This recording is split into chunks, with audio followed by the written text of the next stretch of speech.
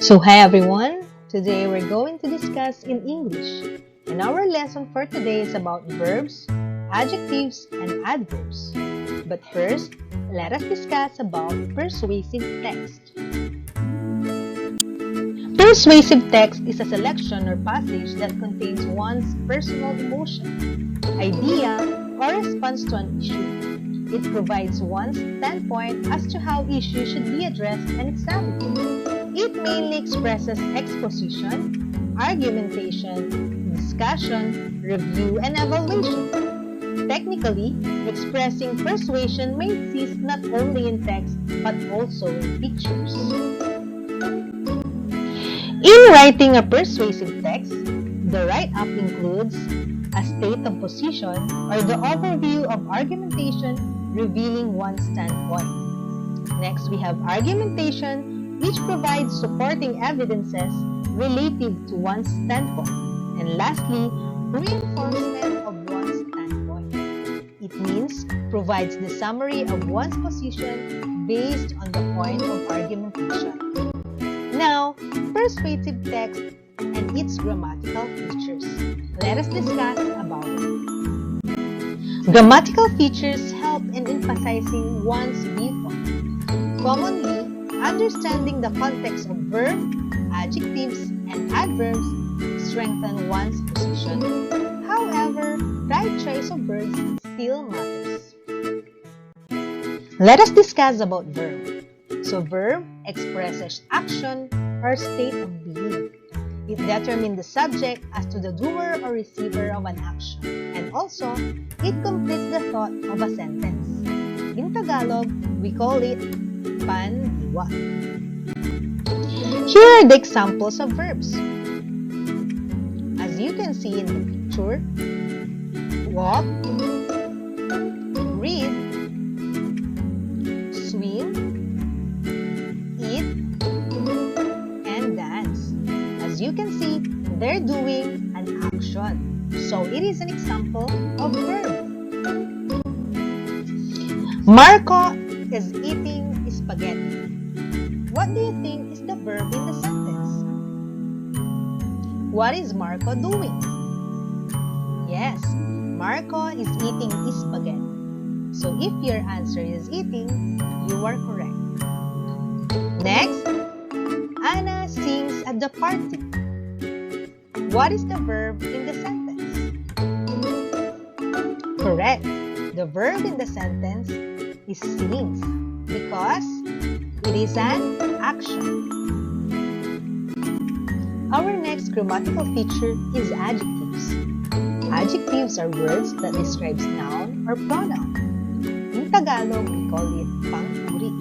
Adjectives answer the questions what kind, how many, and which one. Here are the examples of adjectives. In what kind, we have blue car, long rope, tall person, big house. In which one, we have this town, last week, the second day, the other woman. And in how many, we have 1 second, 3 boys, few cars, and several people. As you can see in the picture, the words that is highlighted in color red are examples of adjectives or panguri. Mom baked a delicious cake. So in the sentence, what is the adjective? If your answer is delicious, you are correct because it describes the object which is cake. Next, William wears a blue cap. The adjective in the sentence is yes, blue. The word blue describes a thing or the object which is cup. It means the cup is color blue. Next, we have the adverbs. Adverbs are words or phrases that modify verbs, adjectives, or other adverbs. It answers the questions when, where, how often, how, and how much. Again, It answers the question when, where, how often, how much, or how. Here are the examples of adverb. In how, we have quietly, peacefully, carefully, slowly, badly, closely, easily, well, fast, quickly, and cheerfully. In where, it is above, abroad, far, away, back, here, outside, backwards, behind, below, down. In when, now, yesterday, soon, later, yet, already, tonight, today, then, and last week. And in how much, we have quiet, fairly, too, enormously, entirely, very, extremely, rather, almost, absolutely, and just.